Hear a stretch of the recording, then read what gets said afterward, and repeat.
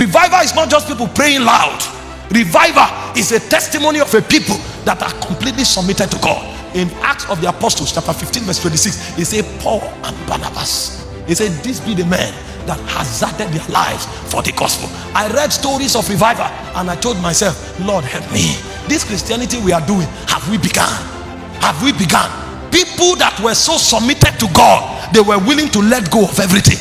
I read the story of how the Bible was transited from one generation to generation. There were many families, when they know you have a copy of the Bible, they tie you to the stake and they burn your family in your presence. You watch your family burn for you to bring the Bible. These men will say no, just because they wanted the Bible, because the goal was to burn every remaining word of God, so that a generation will not have the word of God. Men were willing to give up their families for the word of God to be transferred. And today we have the Bible, we throw a copy on the bed, throw one on the wheel. We don't know the spirit of revival.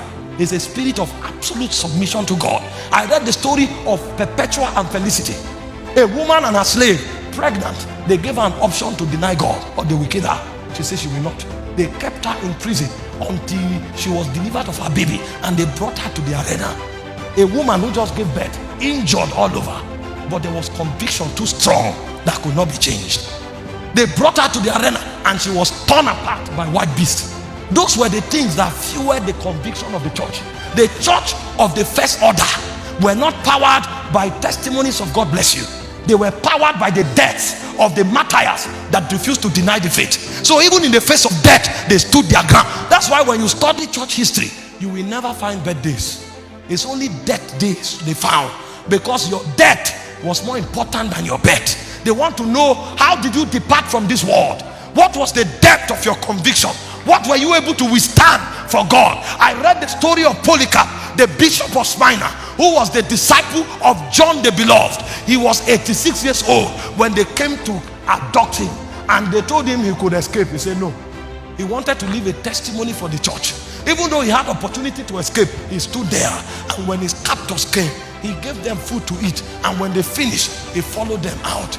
And they told him to deny Jesus. He said, for 86 years my master have been good to me. How can I deny him at this hour? And they wanted to tie him, to burn him. He said, no, don't bother. I've spoken with the Lord already. I have the stamina to stand. And he was burned to death. And while he was dying, he was singing hymns. And when the church heard it, there was a revival. The second message of revival is the message of martyrdom, that a generation will be baptized with the spirit of death, and even in the face of death, they will not bow. They will stand their ground, and their conviction will become a testimony in the spirit. We have a church today that comes to God only for what God offers.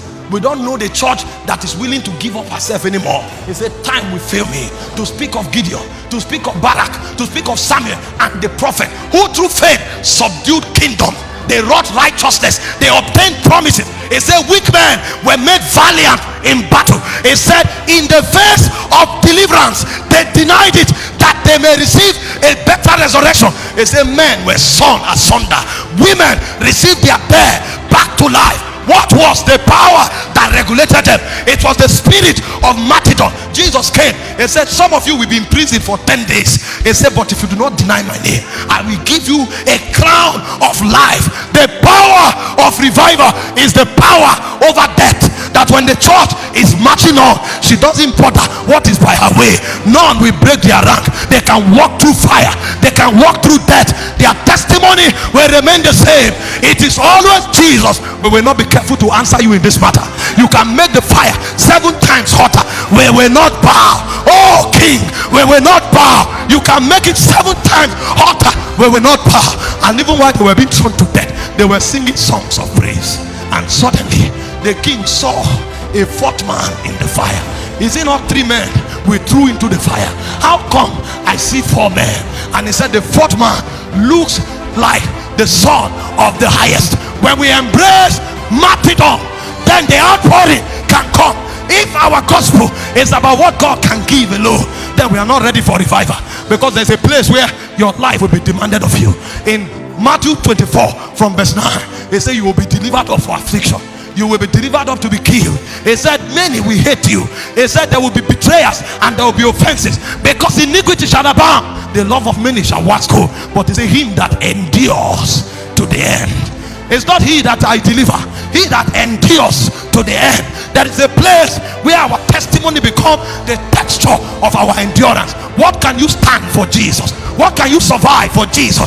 When we preach revival, we preach the verdicts of death, that a generation must rise that can endure fire for Jesus. A generation must rise that can endure death for Jesus. A generation must rise that can endure hatred for Jesus. For me to perish, I will perish, if that is what it takes.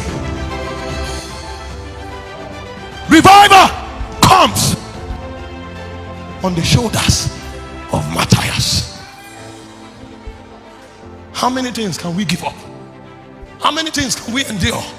Church is not only a place of excitement, it's a ground where we learn how to die, because the Lord, he killeth and he maketh alive.